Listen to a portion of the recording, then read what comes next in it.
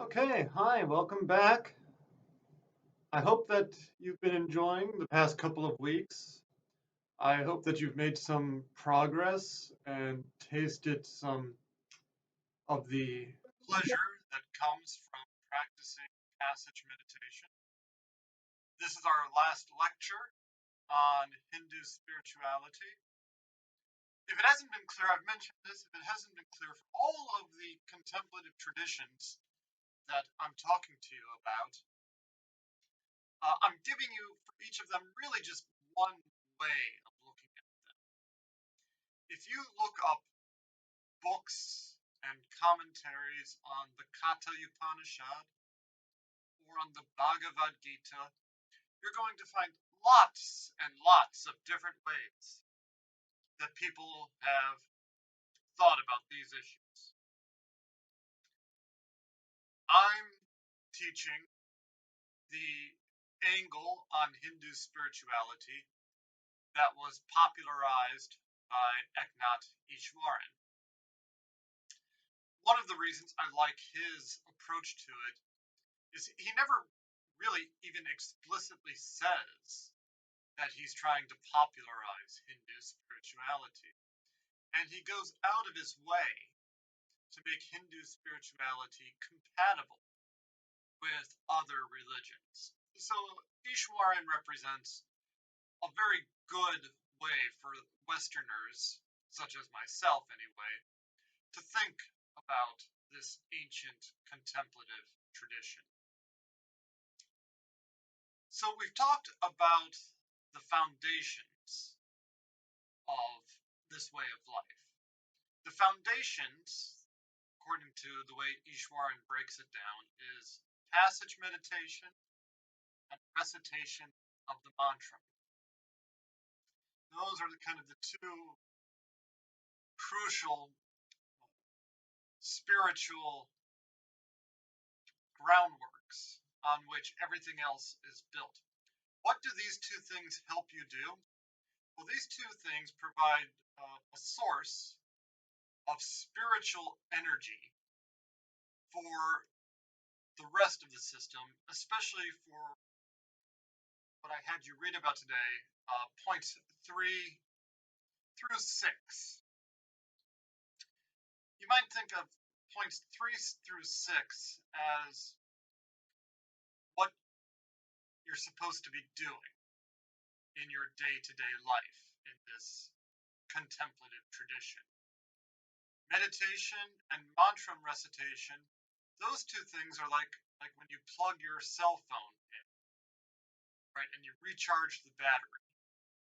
Your daily recitation of the mantra, your daily meditation session, that's, the 30 minutes that you have to plug in your phone to get it fully charged so that it can last you throughout the day. Points 3, 4, 5, 6. I like these because if you read commentaries on the Bhagavad Gita, a central Hindu text, you find a lot of emphasis on the notion of, I'll just put it this way, doing what you're supposed to be doing.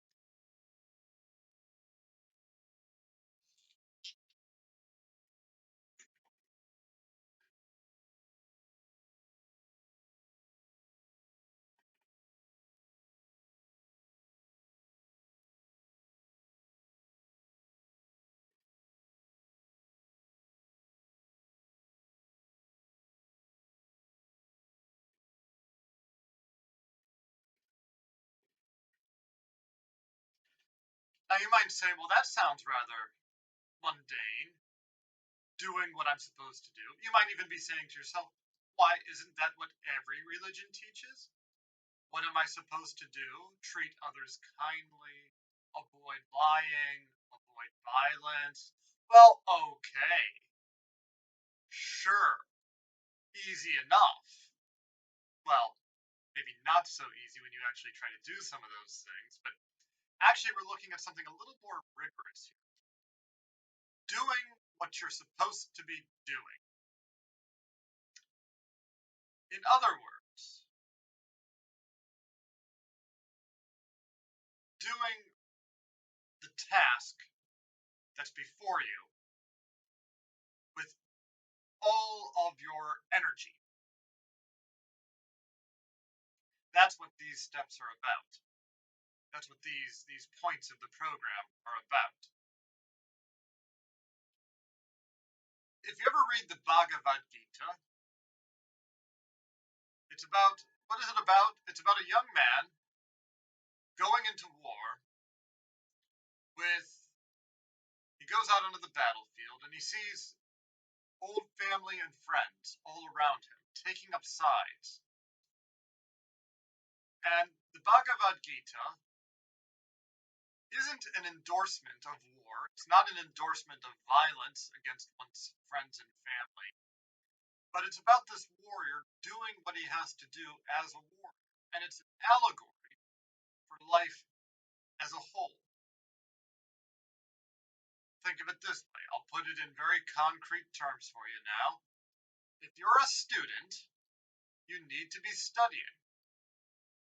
If you want to follow the Hindu path and you're a student, then there has to be time every day for each of your classes where you study, and that's what you do.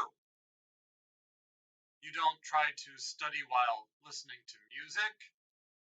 You don't study if you feel like it and half-heartedly. No.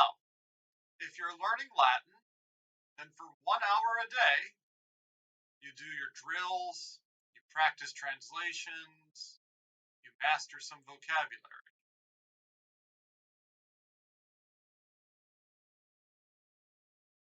Now, you might be thinking, this is great.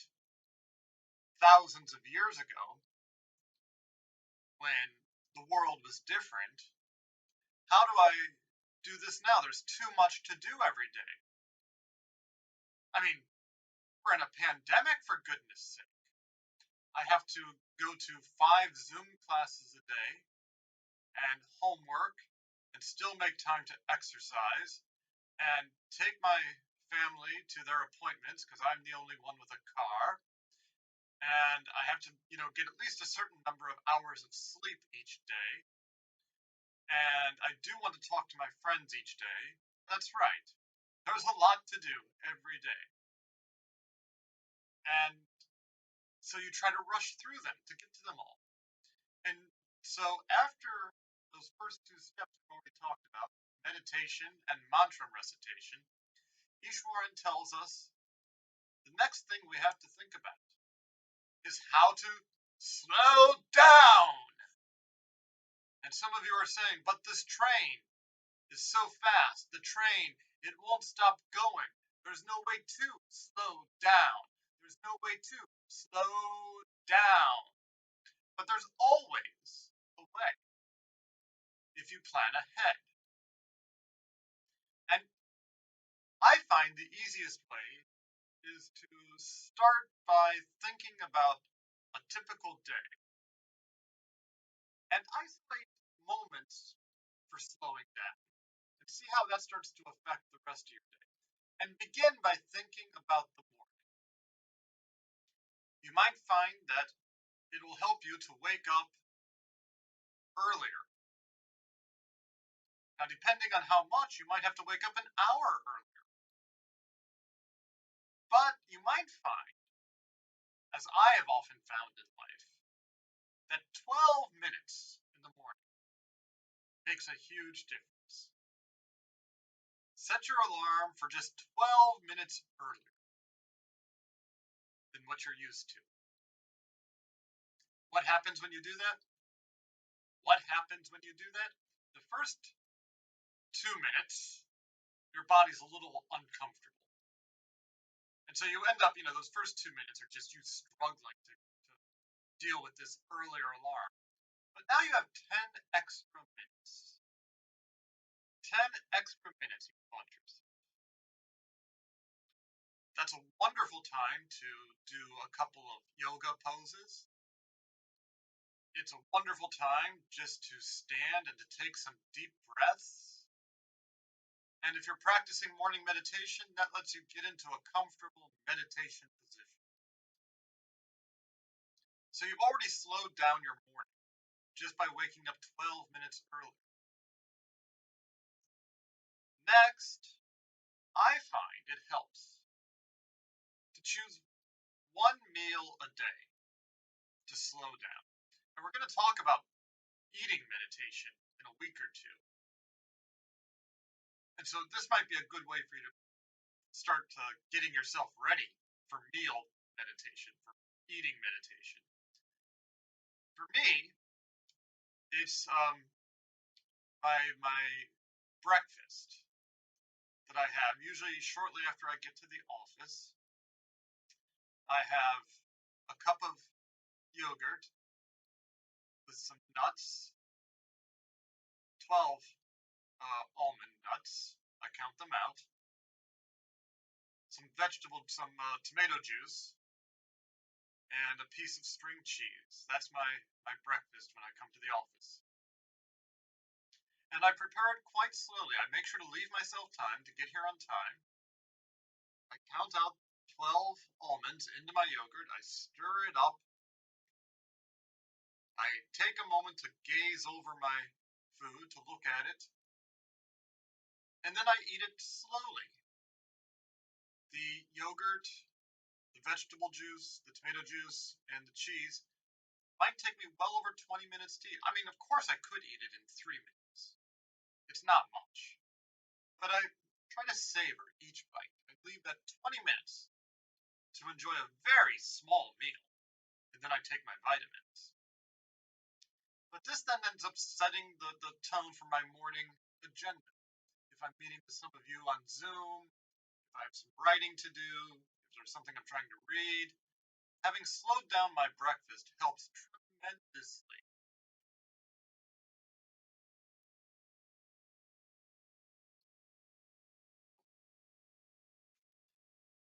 And if you feel that you have too much to do each day, and if you feel your mind is always racing, it helps just to slow down one task a day. The mantra helps here too. If you start speeding up, start repeating a mantra. Other tasks that you might slow down might include grocery shopping. If you have to go grocery shopping, now it's a little bit difficult right now because you don't want to spend too much time in a store if it's getting crowded. But you might, instead of rushing your grocery shopping, you might go at a more gentle pace. Writing an email to someone, you can slow that down.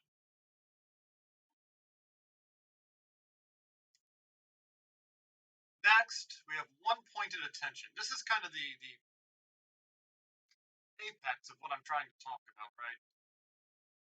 When you do something, when some task is before you, that's the task before you. When you're studying, you're studying. If you're driving a family member to a doctor's appointment, that's what you have to do. You don't have to be worried while driving to a doctor's appointment about all the other things you could, should, want to be doing. When you're exercising, you can just put your mind into your exercise. We all have a task we have to do. And you can fill your day happily with the tasks that you have to do when you're completely involved in those tasks with a kind of one-pointed attention.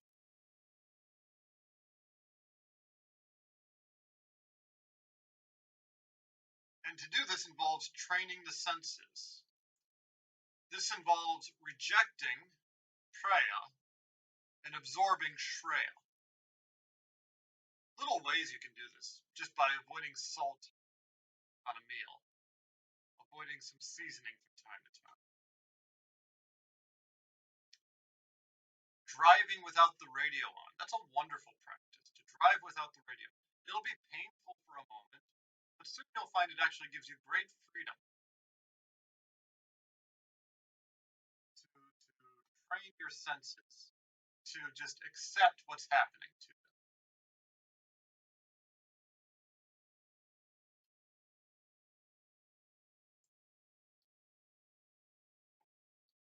And finally, putting others first.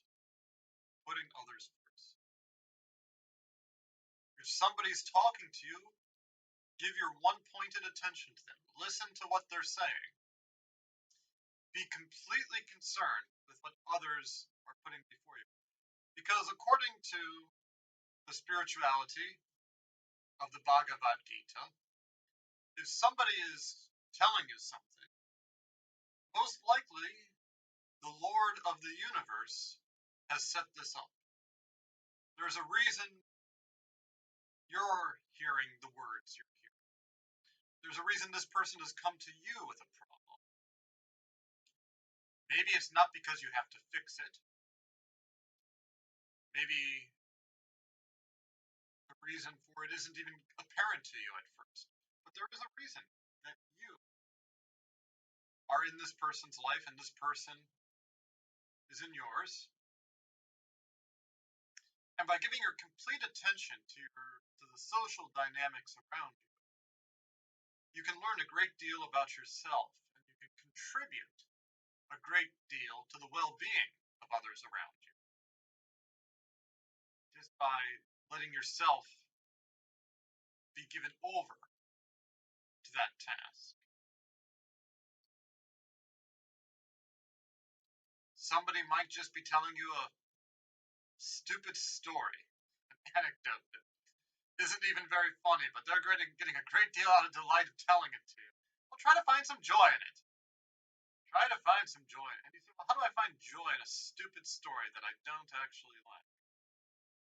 You know what I do sometimes when that happens to me? I think to myself, this is absurd. This is like something out of a TV show. That I'm listening to this absurd story. It's just delightful.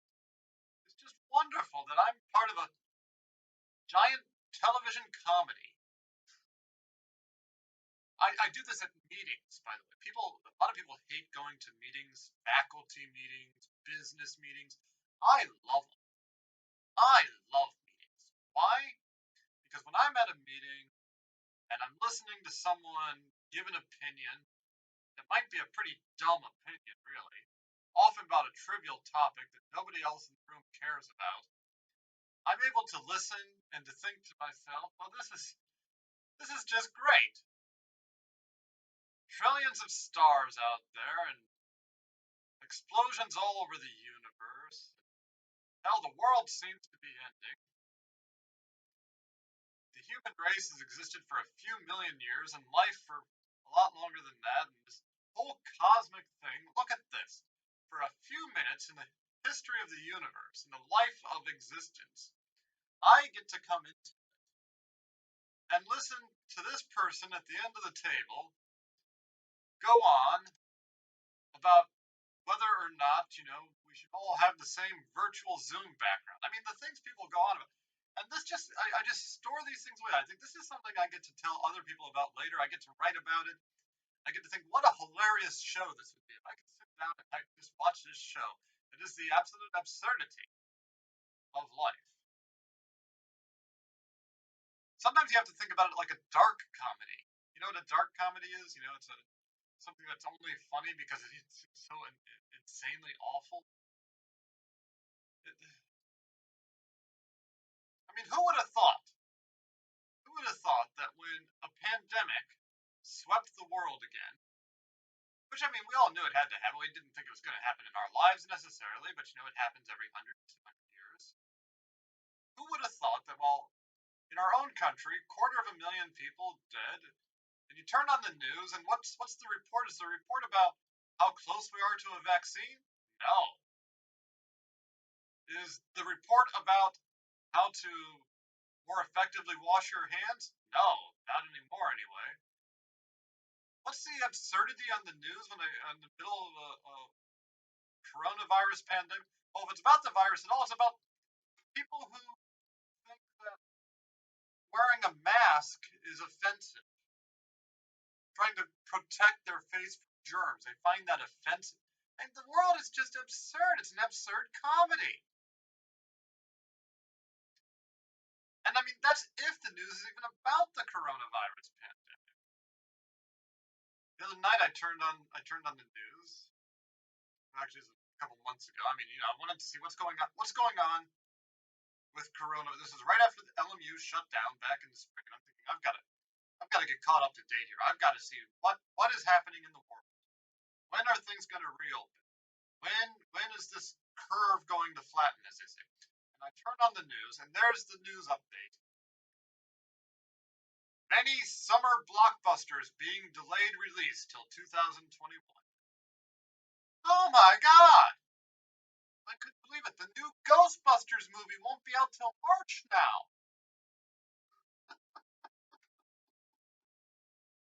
It's just wonderful. It's just one the human play. Often tragic, often dramatic, often scary, often difficult. But no matter how scary, how difficult, how tragic, how dramatic, if you get the right angle, and the angle is what's lurking in the 8-point program, it also becomes always hilarious. I don't mean flippant. You shouldn't be flippant about it, right? Somebody comes up to you and says, "Oh, I'm having a terrible day. My little sister was run over by a bus earlier." You shouldn't break out laughing at that. You should try to talk to them, make sure they're okay, see if there's anything you can do for them. But still, think about it. I mean, how often does somebody tell you that somebody was hit by a bus? I mean, the whole world, when you look at it in the right way, can have a kind of lightheartedness to it. A lightheartedness that you can gain from this 8-point program. And it helps then. So we've talked about the foundation. Well, what's the capstone? The foundation, meditation and mantra, helps you practice points 3 through 6. 3 through 6 is the lifeblood of this way of life. Then you need a capstone or some glue to hold it all together. Spiritual fellowship will help you. Finding others who are on a similar spiritual journey. And the internet's a great place to do this. Over the summer, I was meeting with other followers of Eknath Easwaran. I was meeting with other passage meditators on Zoom. There were a couple of Zoom groups for people. And there's actually a wonderful Zoom group for college students who are practicing passage meditation and the 8-point program that Easwaran recommends. If you decide to take this up as your experiment at the end of the semester, I might suggest to you, or you might put in your proposal, that you're going to try to meet with one of these groups. Lastly, Easwaran recommends spiritual reading, a few minutes a day. Do a few minutes a day of a good spiritual book. It can be the Bible or something by a saint. It can be something from any religious tradition. Something that will help keep your mind focused on the spiritual journey ahead. So again, this is just one way of breaking down what Hindu spirituality is about. But I think Easwaran has done a very good job of making it presentable to Western minds. Especially when you realize that points 3 through 6, this activity of being the person you're supposed to be, being a student, or a teacher, or a son, or a daughter, or a brother, or a sister, or whatever it is, whatever role, well, really it's roles that you find yourself thrown into life. There's a reason that the Lord of the universe has put you in those roles. There's things you can do in those roles that no one else can, in a way that you can transform the whole universe through your activity in those roles. This is the essence of the Katha Upanishad.